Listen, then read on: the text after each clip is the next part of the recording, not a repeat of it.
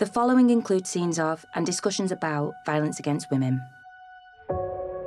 I feel hopeful that we can get there. This violence against women, sadly, has not been the focus. One woman is murdered every 3 days in the UK by a man. That's shocking. Yeah, right. And Sarah Everard was one woman. Unfortunately, there's been 125 more women murdered since her death. You know, at the end of the day, we're not asking for much. Basic human right is safety, right? And we're being denied that. It's a matter of life or death. That's how important it is to me.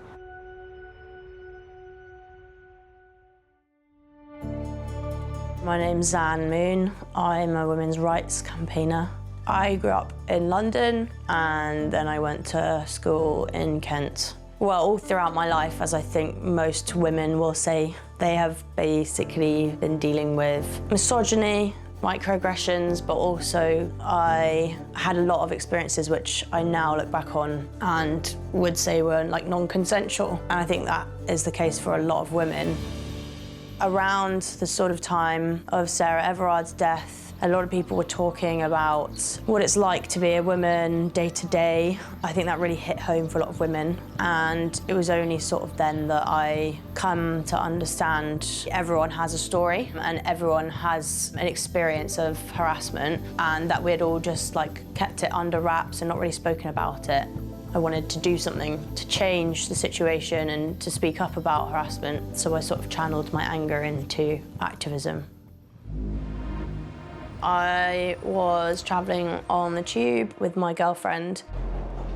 We were holding hands and I'd say 40-year-old man came in with a group of friends. He was obviously very, very drunk, came onto our tube carriage, sat next to us, started invading our personal space. I think he asked oh, is that your sister? My partner said, no, she's my girlfriend. And it just erupted into this misogynistic rant.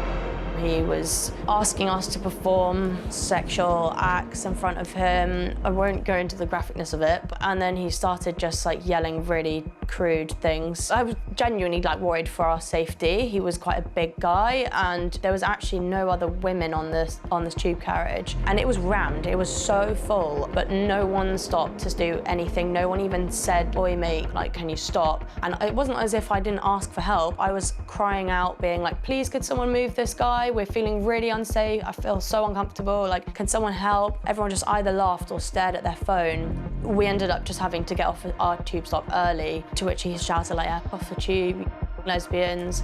I was physically shaking and I was absolutely stunned.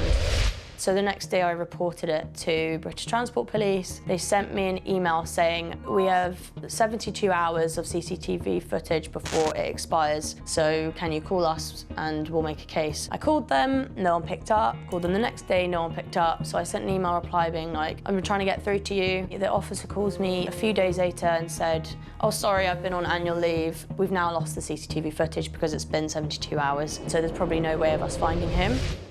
I was absolutely fuming, just the idea that you can only have CCTV footage for 3 days, considering how long it takes women to actually come to terms with the fact that they've been harassed, let alone come forward and tell a police officer about it. So that really set a fire in my belly.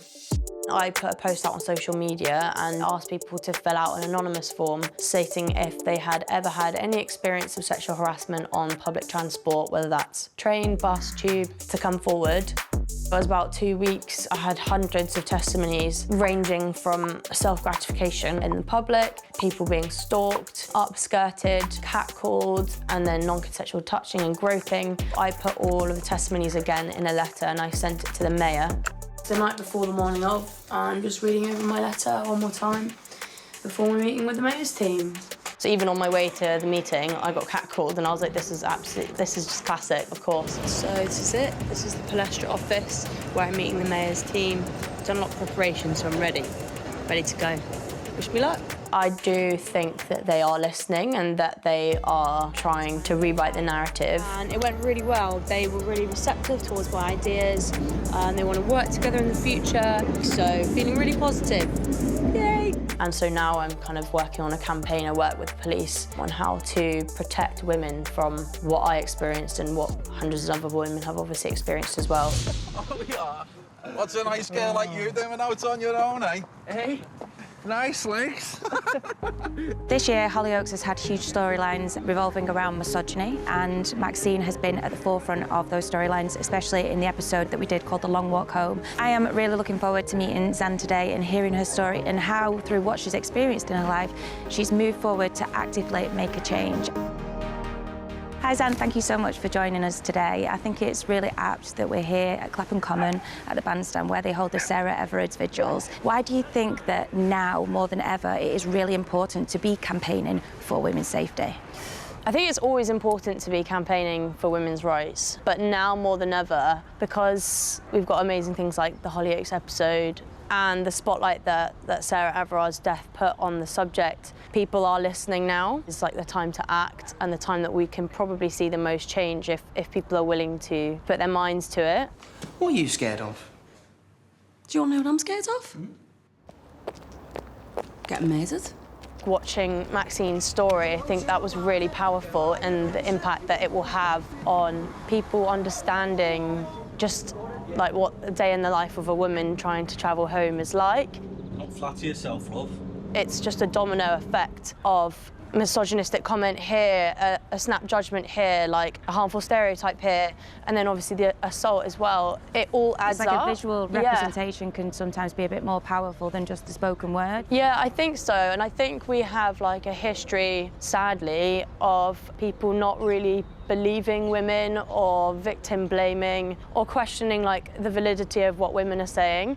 You've done nothing wrong. You were just a woman on a night out. The burden is always on women to change a their lot blame behaviour. themselves and say, I was wearing a low-cut top, so maybe I was asking for it, but you should be able to wear whatever exactly. without having that reaction. It's not your fault. That's why with the visual aspect and in Hollyoaks it comes across, it's so powerful, and that's what I try to replicate in screenshot evidence. Still there's this narrative that women are lying and that, you know, we're doing it for attention, or there's a lot of victim blaming around the subject. So I decided to create an Instagram page dedicated to exposing online harassment and sexual assault through screenshot evidence. I asked people to send in screenshots of any kind of image-based abuse, any online harassment, anything that made them feel uncomfortable. Send it to me, and then I post it and tag the schools, asking them to do better and to change and to make the policies that I'm trying to campaign for in education. I think it's been really enlightening for people because you can talk about sexual harassment and you can hear people's experience, but when you see a rape threat or the way in which boys are speaking to girls, staring you right in the face, you just can't ignore it.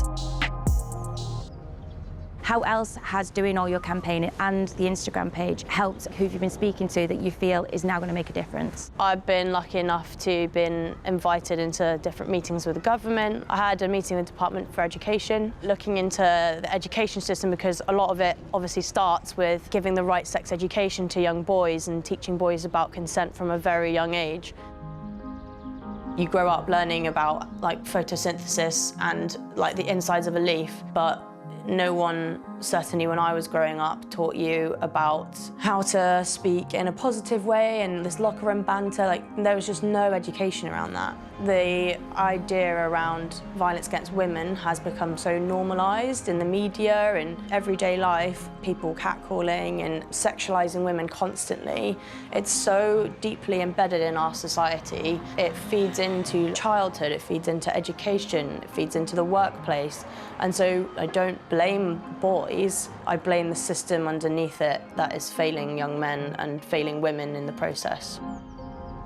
Have you already seen a difference then, just from starting it a year ago to now? Yeah, I have seen a difference in the work that I've been doing with transport and safety at night. They've changed some of the CCTV on the tube, so it would only last for 3 days before. But now they've increased it to 30 days, so that's great. So we need to get those basics in, like put CCTV on the central line. There's no central line CCTV whatsoever. So wow, it gets, see, nothing, didn't know. Right, and so people target it, and it is the most prolific line for sexual harassment as a result. Wow. Get the CCTV, get more police out and get more women to record. My focus is now going to be on trying to help bystander intervention, so getting people to speak up about it, which is what we're doing here. A lot of change can happen in very small moments that you won't realise. So watching Hollyoaks episode and having a conversation after with your mum about her experience and what it's like for a woman, and having conversations at the dinner table about something that you heard at school, actually challenging it in those moments, and you don't let that comment go, actually. You pull your mate up on it and say, mate, sorry, that's not okay. Yes, it might be awkward for about 10 seconds. That will go, but the amount of change that you've just done in that moment is, I can't put it into words, but it will only happen if we have the bravery to try and speak up. It's not just about protecting your family or women you know. You shouldn't want any woman to be scared. I don't. Romeo, a lot of men say that, but it's not much comfort when you're walking home alone. How can you tell the good guys from the bad ones? Even the good guys don't always get it right. I mean, how many of you have that one guy in a friendship group who's bang out of order about women? That is the takeaway, is that women are constantly conditioned to think that they have to behave in a certain type of way to avoid men's inability to control their sexual desires, when actually we should be educating the men to be respectful, change their behaviour. Because no one's born with a specific opinion. Right. So opinions can change. Exactly. And can move. I think people need to be open to changing their opinion and seeing violence against women and sexism as something to stand up for.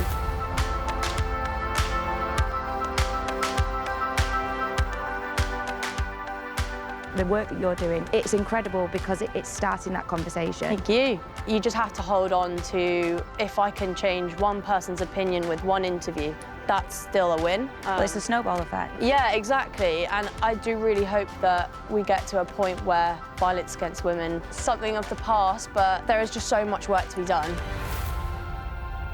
My advice is to really think before you speak. One small moment for you has a lifetime effect on a woman, and I'm not alone in that. I know that that would have the same impact for any woman. Start to learn the lived experience of women and the things that you can do to change, to try and better yourself, to be a better ally, so that you have a better understanding of society, because then your kids will benefit, and we can slowly make change by bringing up a new generation of people who think differently about, misogyny and rape and violence against women.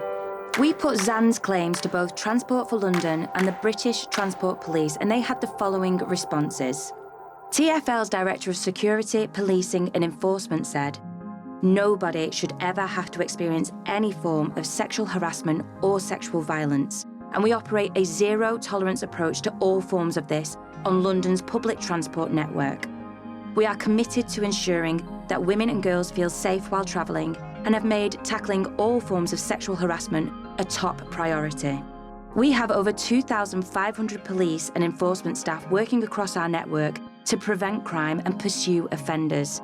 As well as proactive police patrols taking place across public transport, we work with the police to pursue all reports of sexual harassment. We ask those who experience or witness sexual harassment to report it so that we can work to prevent it and take action against perpetrators." The British Transport Police said, "We are dedicated to driving out sexual harassment on the network. CCTV is just one of many lines of inquiry we use to investigate reports of this crime. We also have enhanced patrols of uniformed and plainclothes officers across the railway day and night to catch offenders and reassure passengers. If you experience or witness sexual harassment on the network, we urge you to report it to us by texting 61016 or calling 0800 40 50 40. And in an emergency, always dial 999. For help and support on any of the issues raised, please visit channel4.com/Hollyoaks-support.